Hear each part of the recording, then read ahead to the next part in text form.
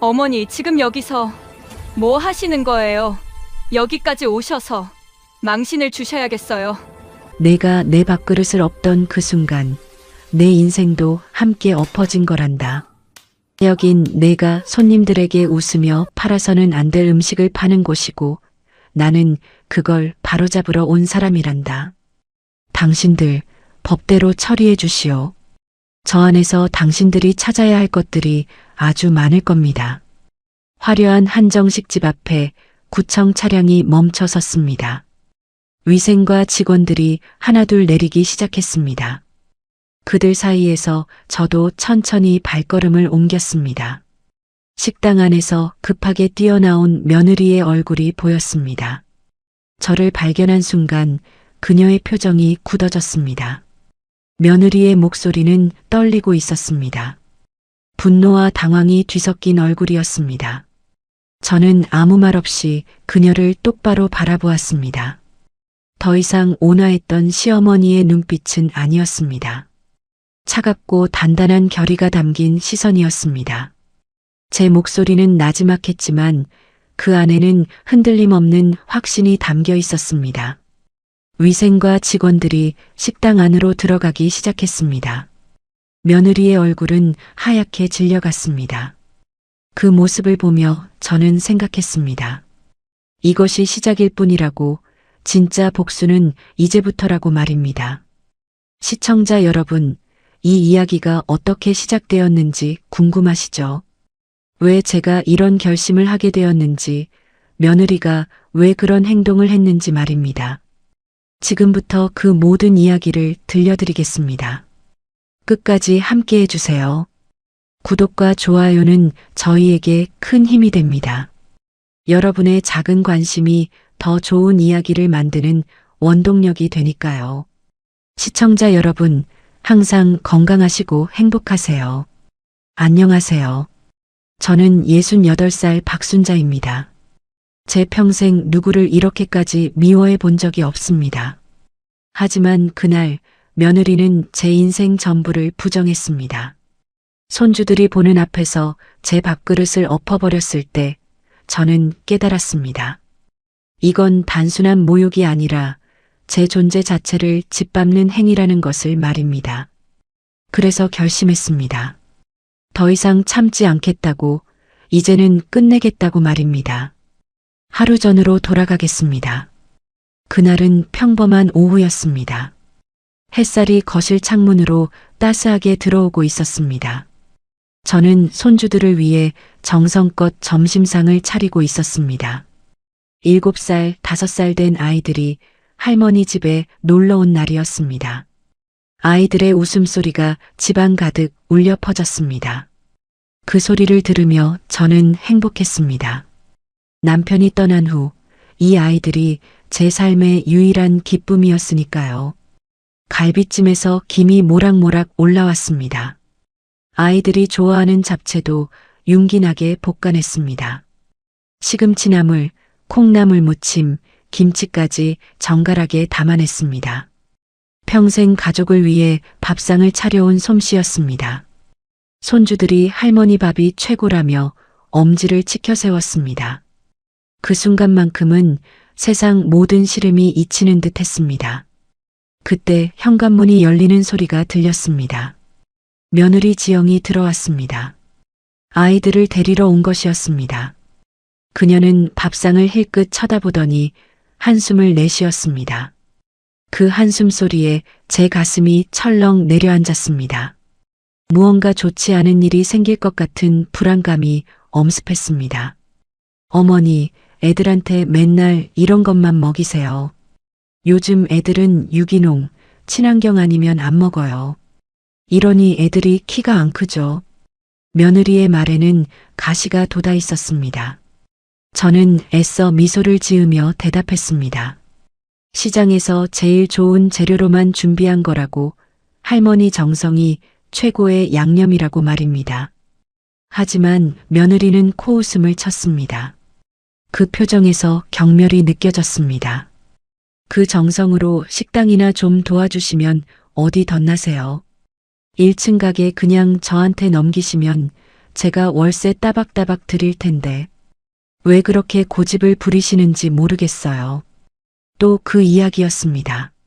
며느리는 틈만 나면 건물 1층을 달라고 조르고 있었습니다. 남편이 평생 피땀 흘려 마련한 작은 상가 건물이었습니다. 췌장암으로 세상을 떠나기 전 남편은 제 손을 꼭 잡고 부탁했었습니다. 이 건물만은 절대 팔지 말라고, 당신 노후의 버팀목이 되어줄 거라고 말입니다. 그 약속을 지키는 것이 제가 할 수 있는 마지막 도리였습니다. 아이들이 방으로 들어간 후였습니다. 며느리는 본격적으로 압박을 시작했습니다. 목소리가 점점 높아졌습니다. 식당을 확장하면 대박 날 거라고, 어머니도 편하게 돈만 받으면 된다고 계속 설득했습니다. 하지만 저는 단호하게 거절했습니다. 이건 돈의 문제가 아니라고, 남편과의 약속이자 제 자존심의 문제라고 말했습니다. 자존심이 밥 먹여줘요. 돌아가신 분 약속이 뭐가 그렇게 중요해요. 지금 사는 사람이 중요하지. 어머니 정말 답답하시네요. 며느리의 말은 제 가슴에 비수처럼 꽂혔습니다. 남편을 모독하는 것 같아 참을 수 없었습니다. 하지만 저는 꾹 참았습니다. 평생 그렇게 살아왔으니까요. 참고 인내하는 것이 미덕이라고 배웠으니까요. 저는 조용히 제 밥상 앞에 앉았습니다. 따뜻한 밥 한 술이라도 먹고 마음을 진정시키려 했습니다. 그때였습니다. 며느리가 갑자기 소리를 질렀습니다. 그깟 밥이 넘어가세요. 제 인생이 걸린 문제인데. 그리고 일어난 일은 제 평생 잊을 수 없는 충격이었습니다. 며느리가 제 밥상을 손으로 내리쳤습니다. 쨍그랑 소리와 함께 그릇들이 바닥에 나뒹굴었습니다. 밥알이 사방으로 흩어졌습니다. 반찬들이 바닥에 쏟아졌습니다. 제가 정성껏 차린 밥상이 한순간에 쓰레기가 되어버렸습니다. 소리에 놀란 손주들이 방에서 뛰어나왔습니다. 바닥에 널브러진 음식들과 얼어붙은 할머니를 보고 아이들은 울음을 터뜨렸습니다. 할머니, 할머니 하며 제게 달려왔습니다. 아이들의 울음소리가 귓가에 맴돌았습니다. 그 순간 저는 깨달았습니다. 이건 단순히 밥상을 엎은 것이 아니라는 것을 말입니다. 제 인생 전체를 부정당한 기분이었습니다. 평생 가족을 위해 밥을 지어온 제 삶이 무너지는 소리가 들렸습니다. 손주들 앞에서 당한 모욕은 제 영혼을 갈기갈기 찢어놓았습니다. 더 이상 참을 수 없었습니다. 더 이상 착한 시어머니로만 살 수 없었습니다. 며느리는 아이들을 데리고 황급히 집을 나갔습니다. 저는 바닥에 주저앉아 흩어진 밥알을 하나하나 주워 담았습니다. 눈물이 앞을 가렸습니다. 하지만 그것은 슬픔의 눈물이 아니었습니다. 분노의 눈물이었습니다. 복수를 다짐하는 결의의 눈물이었습니다. 그날 밤 저는 잠을 이룰 수 없었습니다. 천장을 바라보며 생각했습니다. 어떻게 하면 이 모욕을 갚을 수 있을까? 어떻게 하면 며느리에게 제대로 된 교훈을 줄 수 있을까? 그때 문득 남편의 서재가 떠올랐습니다. 남편이 남긴 물건들 중에 뭔가 있을 것 같았습니다. 떨리는 손으로 낡은 나무 서류함을 열었습니다. 먼지가 풀풀 날렸습니다. 그 안에는 남편이 사업하던 시절의 서류들이 가득했습니다. 그 중에서 눈에 띄는 노트가 하나 있었습니다. 식품위생법 위반 사례 및 단속 지침이라고 적혀 있었습니다. 남편이 식품 사업을 할 때 꼼꼼하게 정리해 둔 것이었습니다. 페이지를 넘길수록 제 눈이 반짝였습니다. 원산지 허위 표시, 유통기한 위반, 위생관리 부실 등 모든 위반 사항이 상세히 기록되어 있었습니다. 그리고 저는 기억했습니다. 며느리 식당에 갔을 때 느꼈던 찝찝함들을 말입니다. 주방 뒤편에서 나던 이상한 냄새, 의심스러운 고기의 색깔, 날짜를 지운 흔적이 있는 라벨들을 말입니다. 남편의 노트는 제게 길을 보여주고 있었습니다. 마치 하늘에서 남편이 도와주는 것 같았습니다. 저는 밤새 그 노트를 읽고 또 읽었습니다. 며느리 식당의 문제점들이 하나둘 떠올랐습니다. 이제 무엇을 해야 할지 명확해졌습니다. 다음 날 아침 저는 일찍 일어났습니다. 거울 앞에 서서 제 얼굴을 바라보았습니다. 주름진 얼굴이지만 눈빛만은 살아있었습니다. 오늘부터 시작이라고 제 자신에게 다짐했습니다. 정장을 꺼내 입었습니다. 남편 장례식 이후 처음 입는 정장이었습니다. 검은색 정장이 제 결의를 더욱 단단하게 만들어 주었습니다. 구청으로 향하는 발걸음이 떨렸습니다. 하지만 멈출 수 없었습니다. 민원실에 들어서자 젊은 직원이 저를 맞이했습니다. 저는 준비해온 서류를 조심스럽게 꺼냈습니다. 밤새 정리한 고발장이었습니다. 남편의 노트를 참고해 작성한 체계적이고 논리적인 문서였습니다. 할머니, 무슨 일로 오셨어요? 천천히 말씀해 주세요. 직원의 친절한 목소리에 용기를 얻었습니다. 저는 차분하게 설명하기 시작했습니다. 며느리가 운영하는 식당의 위생 상태에 대해, 의심스러운 식자재 관리에 대해 말입니다. 직원의 표정이 점점 진지해졌습니다.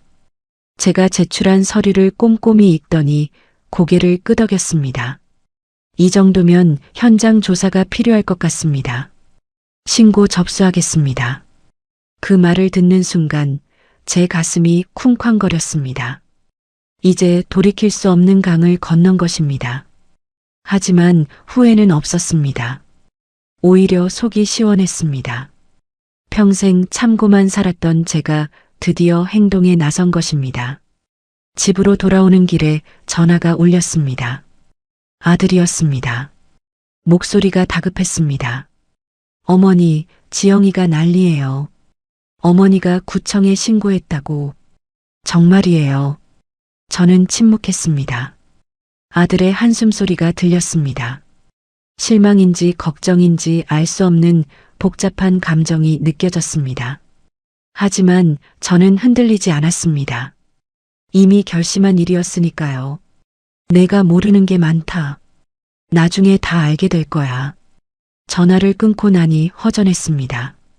아들과의 사이가 멀어질까 두렵기도 했습니다.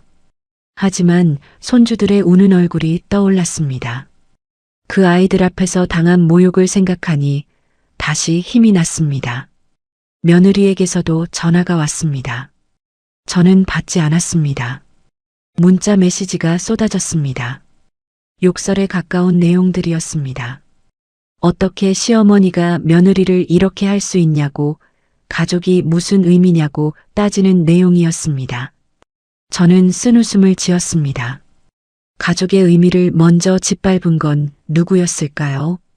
이틀 뒤 구청에서 연락이 왔습니다. 내일 오전에 현장 조사를 나간다는 통보였습니다. 제게도 동행해달라고 했습니다. 신고인으로서 현장을 확인할 권리가 있다는 설명이었습니다. 저는 망설임 없이 승낙했습니다. 이제 마지막 단계였습니다. 그날 밤은 더욱 잠이 오지 않았습니다. 내일이면 모든 것이 결정될 것입니다. 며느리의 식당이 어떻게 될지, 우리 가족이 어떻게 될지 알 수 없었습니다. 하지만 한 가지는 확실했습니다. 더 이상 예전의 박순자로 돌아가지 않을 거라는 것 말입니다. 새벽녘에 잠깐 잠이 들었다가 꿈을 꾸었습니다. 남편이 나타났습니다. 아무 말 없이 제 어깨를 토닥여 주었습니다.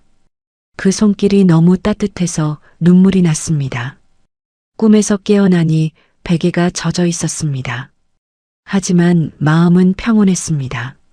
남편도 제 선택을 지지해 주는 것 같았습니다. 아침이 밝았습니다. 저는 다시 정장을 입었습니다. 이번에는 남색 정장이었습니다. 거울을 보니 눈가에 다크서클이 짙었습니다. 하지만 눈빛은 어제보다 더 또렷했습니다. 오늘이 바로 그날이었습니다. 제 인생의 전환점이 될 날이었습니다. 구청 앞에서 위생과 직원들을 만났습니다. 젊은 주무관이 저를 알아보고 인사했습니다. 이정수라고 자신을 소개했습니다. 30 초반쯤 되어 보이는 청년이었습니다. 눈빛이 맑고 정직해 보였습니다. 할머니, 오늘 저희가 철저히 조사할 테니 걱정 마세요. 그의 말에 안심이 되었습니다. 하지만 동시에 긴장도 되었습니다. 이제 정말 시작인 것입니다. 차에 올라타니 손이 떨렸습니다. 창밖으로 지나가는 풍경이 흐릿하게 보였습니다. 머릿속은 온통 며느리 생각뿐이었습니다. 그녀가 어떤 표정을 지을지, 무슨 말을 할지 상상이 되지 않았습니다. 식당에 도착했습니다. 진미정이라는 간판이 햇빛에 반짝였습니다. 겉보기엔 깔끔하고 고급스러운 한정식 집이었습니다. 하지만 저는 알고 있었습니다. 그 화려한 외관 뒤에 숨겨진 진실을 말입니다. 위생과 직원들이 먼저 들어갔습니다. 저는 뒤따라 들어갔습니다. 식당 안은 점심 준비로 분주했습니다. 종업원들이 우왕좌왕하는 모습이 보였습니다. 그리고 주방에서 며느리가 뛰어나왔습니다. 저를 보는 순간 그녀의 얼굴이 일그러졌습니다. 분노와 배신감이 뒤섞인 표정이었습니다. 어머니, 정말 이러실 거예요. 가족한테 이럴 수 있어요. 며느리의 목소리는 떨리고 있었습니다. 하지만 저는 대답하지 않았습니다. 이정수 주무관이 나섰습니다. 신고가 접수되어 조사를 나왔다고 협조해달라고 정중하게 말했습니다. 며느리는 억울하다고 항변했습니다. 시어머니와의 개인적인 감정 때문에 이런 일이 벌어졌다고 주장했습니다. 이정수 주무관은 담담하게 대답했습니다. 개인적인 감정과 상관없이 신고 내용이 구체적이고 신빙성이 있어 조사를 진행한다고 말입니다. 그리고 본격적인 조사가 시작되었습니다. 주방으로 들어간 직원들이 이곳저곳을 살피기 시작했습니다.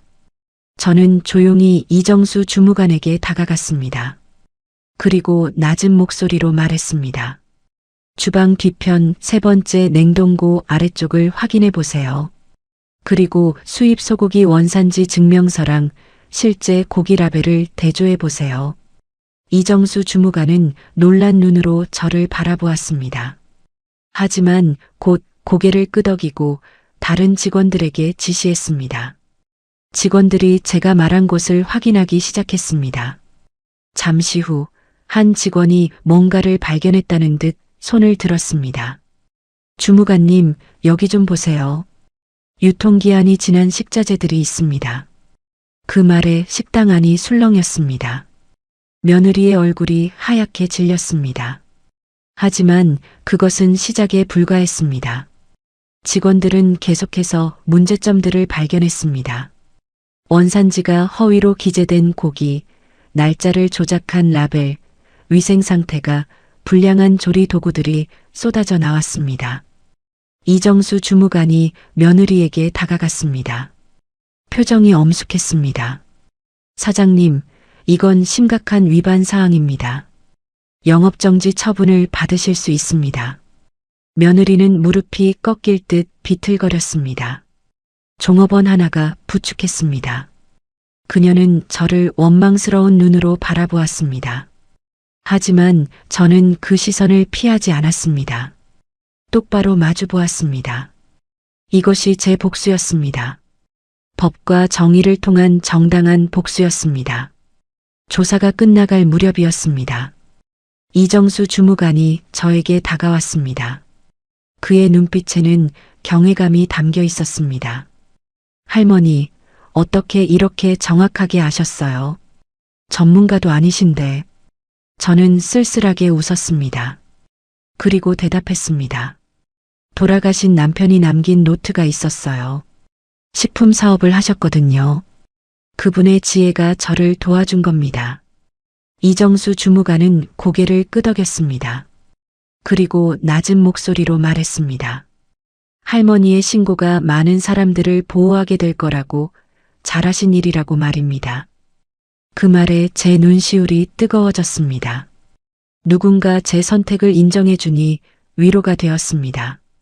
결국 며느리의 식당은 영업정지 한 달 처분을 받았습니다.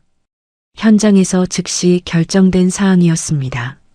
며느리는 망연자실한 표정으로 주저앉아 있었습니다. 평생 모은 돈으로 차린 식당이 하루아침에 문을 닫게 된 것입니다. 저는 그 모습을 보며 복잡한 감정을 느꼈습니다. 통쾌하면서도 씁쓸했습니다. 식당을 나오면서 뒤를 돌아보았습니다. 진미정 간판이 초라해 보였습니다. 며느리가 그토록 자랑스러워하던 식당이 이제는 부끄러운 곳이 되어버렸습니다. 저는 발걸음을 돌렸습니다. 이제 집으로 돌아갈 시간이었습니다. 집에 도착하니 아들이 와 있었습니다. 표정이 어두웠습니다. 무슨 말을 해야 할지 모르겠다는 듯 머뭇거렸습니다. 저는 먼저 입을 열었습니다. 민준아, 엄마가 한 일을 이해 못하겠지. 하지만 언젠가는 알게 될 거야. 아들은 한숨을 쉬었습니다. 그리고 물었습니다. 어머니, 왜 이렇게까지 하신 거예요? 지영이가 잘못했지만 이건 너무 하신 거 아니에요. 저는 아들의 눈을 똑바로 바라보았습니다. 그리고 말했습니다. 내 아내가 나를 어떻게 대했는지 너는 몰라. 손주들 앞에서 내 밥그릇을 엎어버렸어. 내 인생을 부정했단다. 그리고 내 아버지를 모독했어. 이건 단순한 복수가 아니야. 정의를 바로 세운 거란다. 아들은 충격을 받은 듯 입을 다물었습니다. 밥그릇을 엎었다는 사실을 처음 들은 것입니다. 그의 눈에 혼란이 가득했습니다. 아내와 어머니 사이에서 갈등하는 모습이 역력했습니다.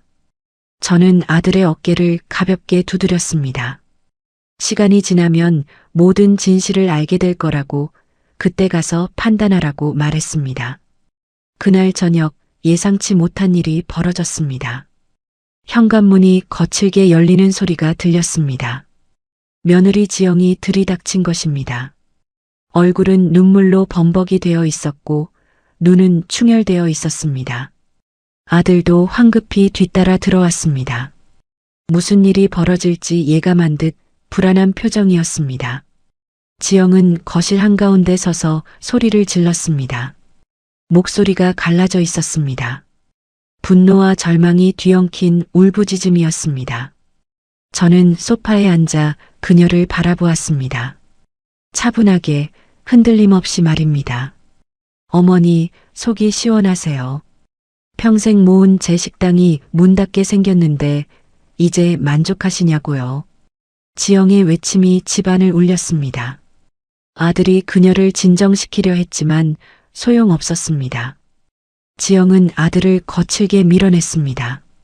그리고 더욱 충격적인 말을 쏟아내기 시작했습니다. 당신은 뭘 알아? 당신 아버지가 얼마나 무능했는지 알아? 그 순간 시간이 멈춘 듯 했습니다. 아들의 얼굴이 굳어졌습니다. 무슨 말인지 이해하지 못한다는 표정이었습니다. 지영은 이성을 잃은 채 계속 말을 이어갔습니다. 그녀의 입에서 나온 다음 말은 우리 모두를 충격에 빠뜨렸습니다. 우리 아버지가 아니었으면 당신네 집은 벌써 길바닥에 나앉았어. 어머니 아버님이 무능해서 저희 아버지한테 밀린 거라고. 세상이 원래 그런 거라고. 정적이 흘렀습니다. 무거운 침묵이 거실을 가득 채웠습니다. 저는 가슴이 무너지는 것을 느꼈습니다. 남편의 비밀, 우리 가족이 겪은 배신의 진실이 이렇게 드러날 줄은 몰랐습니다. 아들은 믿을 수 없다는 듯 아내와 저를 번갈아 보았습니다. 그게 무슨 말이야? 당신 아버지가 우리 아버지를 어떻게 했다는 거야? 아들의 목소리는 떨리고 있었습니다. 지영은 그제야 자신이 무슨 말을 했는지 깨달은 듯 입을 막았습니다. 하지만 이미 늦었습니다. 쏟아진 물은 다시 담을 수 없는 법입니다. 저는 천천히 일어났습니다. 그리고 아들에게 말했습니다. 민준아, 이제 내가 알아야 할 때가 온 것 같구나. 저는 남편의 서재로 아들을 데려갔습니다. 오래된 서류함을 열었습니다. 그 안에는 남편이 남긴 일기장과 서류들이 있었습니다. 회사가 부도 위기에 몰렸던 그때의 기록들이었습니다. 동업자였던 지영의 아버지가 어떻게 배신했는지, 기술과 거래처를 빼앗아 갔는지 상세히 적혀 있었습니다. 아들은 서류를 읽으며 손을 떨었습니다. 눈에서는 눈물이 흘렀습니다. 아버지가 가장 믿었던 친구에게 배신당했다는 사실, 그 충격으로 병이 악화되어 돌아가셨다는 진실을 마주한 것입니다. 더 충격적인 것은 자신이 그 배신자의 딸과 결혼했다는 사실이었습니다. 아버지가 이런 일을 겪으셨는데 저는 몰랐어요. 어머니는 왜 말씀 안 하셨어요? 아들의 목소리에는 원망과 슬픔이 섞여 있었습니다. 저는 아들의 어깨를 감쌌습니다. 따뜻하게, 그러나 단단하게 말입니다. 내 아버지가 원하지 않으셨어. 증오의 대물림을 막고 싶어 하셨단다. 하지만 운명은 참 잔인하구나. 내가 하필 그 집 딸과 사랑에 빠질 줄이야. 거실로 돌아왔을 때 지영은 바닥에 주저앉아 있었습니다. 아들은 아내를 바라보는 눈빛이 완전히 변해 있었습니다.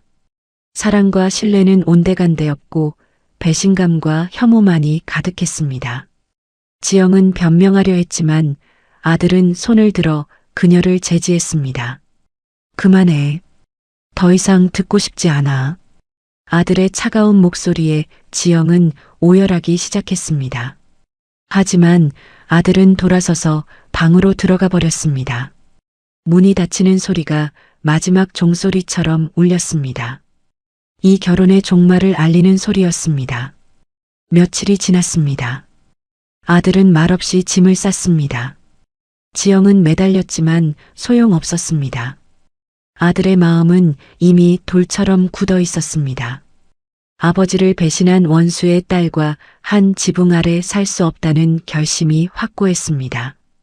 어느 날 아침 아들이 서류 봉투를 들고 왔습니다. 이혼 서류였습니다. 지영은 서류를 보고 무너져 내렸습니다. 하지만 거부할 수 없었습니다. 자신이 뱉은 말이 모든 것을 망쳐버렸으니까요. 그녀는 떨리는 손으로 서명을 했습니다. 저는 그 광경을 지켜보며 복잡한 감정을 느꼈습니다. 복수는 성공했지만 마음 한구석이 아팠습니다. 가족이 무너지는 것을 보는 것은 결코 유쾌한 일이 아니었습니다. 하지만 이것이 정의였습니다. 거짓 위에 세워진 관계는 언젠가 무너지게 되어 있었던 것입니다. 지영이 집을 떠나는 날이었습니다. 그녀는 초라한 모습으로 짐을 들고 나갔습니다. 문턱을 넘기 전 저를 돌아보았습니다. 원망과 후회가 뒤섞인 눈빛이었습니다. 저는 아무 말 없이 그녀를 바라보았습니다. 그녀가 먼저 시작한 일이었으니까요. 집은 다시 조용해졌습니다. 아들은 상처를 치유하는데 시간이 필요했습니다. 저는 그를 지켜보며 기다렸습니다. 손주들은 가끔 놀러 왔습니다. 아이들은 엄마 아빠가 왜 따로 사는지 물었지만 저는 대답하지 않았습니다. 언젠가 아이들도 알게 될 것입니다. 지금은 그저 할머니의 사랑을 듬뿍 주는 것이 제 역할이었습니다. 석 달이 지났습니다. 봄이 왔습니다. 따스한 햇살이 거실 창문으로 들어왔습니다. 저는 결심했습니다. 남편이 남긴 건물 1층을 새롭게 활용하기로 말입니다. 돈을 벌기 위한 공간이 아니라 사람들과 함께하는 공간으로 만들기로 했습니다. 어르신들을 위한 공유 주방을 만들었습니다. 동네 할머니, 할아버지들이 모여 요리를 배우고 나누는 공간이었습니다. 작은 수업료만 받았습니다. 재료비 정도만 충당할 수 있으면 충분했습니다. 중요한 것은 함께하는 시간이었습니다. 첫 수업 날 많은 분들이 오셨습니다. 다들 호기심 가득한 얼굴이었습니다. 저는 제가 할 수 있는 요리들을 가르쳤습니다. 평생 가족을 위해 만들어 온 음식들이었습니다. 할머니들은 서로의 비법을 나누며 웃었습니다. 할아버지들도 어색하게나마 칼을 잡았습니다. 그 중에 한 할머니가 말씀하셨습니다. 이렇게 모여서 요리하니 외롭지 않아 좋다고 순자 씨 덕분에 삶의 활력을 찾았다고 말입니다. 그 말을 듣는 순간 제 눈시울이 뜨거워졌습니다. 이것이 남편이 원했던 것인지도 모른다는 생각이 들었습니다. 아들도 조금씩 변했습니다. 공유 주방에 와서 저를 도왔습니다. 무거운 것을 나르고 청소를 했습니다. 어르신들과 대화도 나누었습니다. 그의 얼굴에 조금씩 생기가 돌아왔습니다. 상처가 아물고 있었습니다. 어느 날 아들이 제게 말했습니다. 어머니, 이제야 아버지의 뜻을 알 것 같아요. 건물보다 사람이 중요하다는 것을요. 저는 아들의 손을 잡았습니다. 따뜻하게 꼭 잡았습니다. 우리는 말없이 서로를 바라보며 미소 지었습니다. 아픔을 겪었지만 더 단단해진 가족이었습니다. 공유 주방은 점점 유명해졌습니다. 신문에도 소개되었습니다. 독거노인들의 외로움을 달래주는 따뜻한 공간이라는 기사였습니다. 사진 속에서 어르신들은 모두 환하게 웃고 있었습니다. 저도 그들 사이에서 웃고 있었습니다. 저는 가끔 남편 사진을 바라봅니다. 그리고 말합니다. 여보, 당신이 남긴 건물이 이렇게 쓰이고 있어요. 돈보다 귀한 것을 만들고 있어요. 사진 속 남편은 여전히 온화한 미소를 짓고 있습니다. 그 미소를 보면 마음이 평온해집니다. 모든 것이 제자리를 찾아가고 있다는 확신이 듭니다. 밥그릇은 깨졌지만 더 큰 밥상을 차리게 되었습니다. 혼자 먹는 밥이 아니라 여럿이 함께 나누는 밥상이었습니다. 이것이 진정한 복수였는지도 모릅니다. 악을 선으로 갚는 것, 미움을 사랑으로 바꾸는 것 말입니다. 손주들도 자주 옵니다. 공유 주방에서 할머니, 할아버지들과 어울립니다. 아이들의 웃음소리가 공간을 채웁니다. 생명력이 넘칩니다. 이것이 제가 꿈꾸던 노후였습니다. 저는 이제 행복합니다. 완벽하지는 않지만 충분히 행복합니다. 남편이 하늘에서 지켜보고 있을 것입니다. 그리고 말할 것입니다. 잘했다고, 당신이 자랑스럽다고 말입니다. 그 목소리가 들리는 듯합니다. 봄바람에 실려오는 따스한 속삭임처럼 말입니다. 오늘 이야기는 여기까지입니다. 제 이야기가 마음에 드셨다면 좋아요와 구독 버튼을 눌러주세요. 여러분의 응원이 저희에게 큰 힘이 됩니다. 다음에도 더 좋은 이야기로 찾아뵙겠습니다. 감사합니다.